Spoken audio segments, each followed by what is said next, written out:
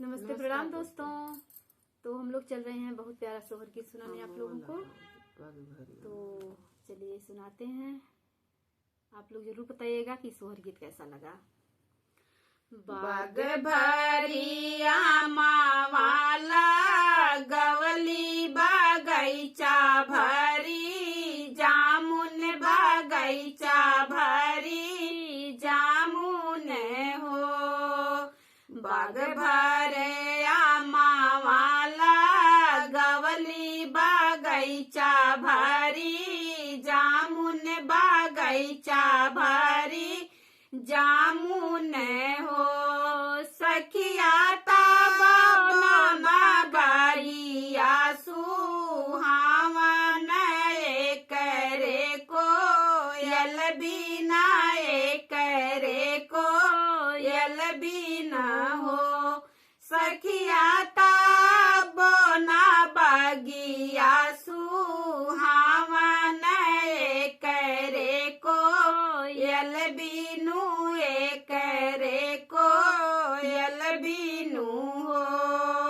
नैहर में हमें 5 भैया त 10 गो भतीजा बाट 10 गो भतीजा बाट हो। सखिया ताबना नाई हर सुहावन करे मायरिया बिना करे मायरिया बिनु हो।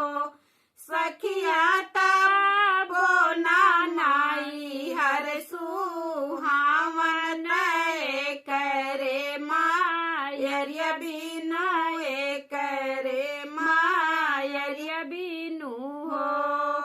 एक कोराली हली मैं भैया त दूसरे भतीजवा त दूसरे भतीजवाई हो।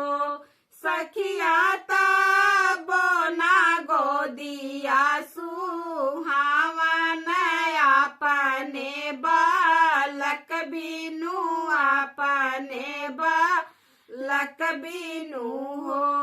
सखिया ताबना गोदिया सुहावन अपने बालक बिनु अपने बालक बिनु हो।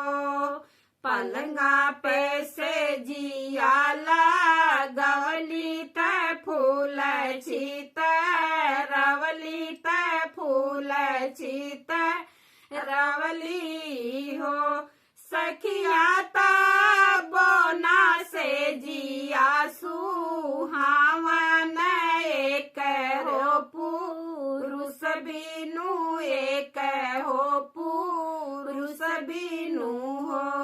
सखिया ताबना से जिया सुहावन एक हो पुरुष बिनु एक हो पुरुष बिनु हो।